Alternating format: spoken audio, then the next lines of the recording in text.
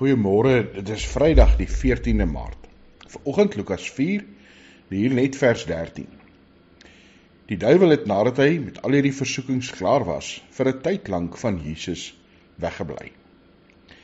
Die duiwel het 3 versoekings vir Jesus gebring, die 40 dae in die woestyn wat hy moeg was en honger, en uiteindelik het hy nie geslaag in sy doel nie. Hy kon nie vir Jesus oorreed om sy mag te misbruik nie. Hy kon nie vir Jesus oorreed om 'n kort pad te vat nie. Hy kon nie vir Jesus oorreed om uiteindelik vir God te versoek en iets simpels te doen en dan te verwag dat die Here hom moet red. Dan sê die Lukas vir ons dat die duiwel vir 'n rukkie vir Jesus uitgelos het. Gelukkig versoek die Satan ons nie 24 uur 'n dag nie. Maar ons moet onthou dat mense terg hulle wat die meeste reageer, die meeste.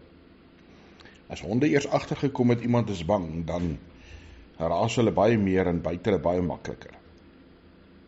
Satan gaan aanhou om ons te versoek. Ja, partykeer meer, partykeer minder. En ons moet altyd gereed wees, altyd reg wees, altyd bid dat God vir ons met wysheid, met krag, met onderskeiding toerus, dat ons kan staande bly teen die aanslag van die bose. Mag die Here jou beskerm teen die aanslag van Satan, teen versoekings, ja, teen goed wat partykeer baie mooi lyk en baie reg klink, dat jy kan staande bly elke dag. Die wonderlike is ook dat sou ons struikel en val, is God genadig, is hy die Pa wat sy hand uitsteek en ons ophelp, ons afstof en ons nuut klee met sy heerlikheid. Hemelse Vader, dankie dat ons in genade kan lewe.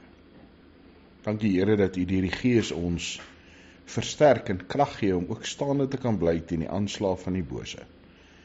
Here, waar versoekings baie keer subtiel kom, baie keer mooi en reg lyk, gee ons die wysheid en die vermoë om te onderskei en te weet wat reg is, wat U wil hê.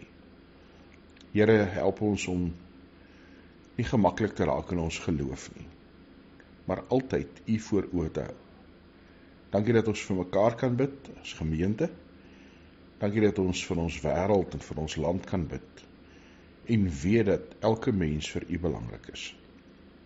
Mag deur ons mense ook U genade en teenwoordigheid beleef, die lewende Christus ontmoet. Ons bid dit in Jesus Christus se naam. Amen.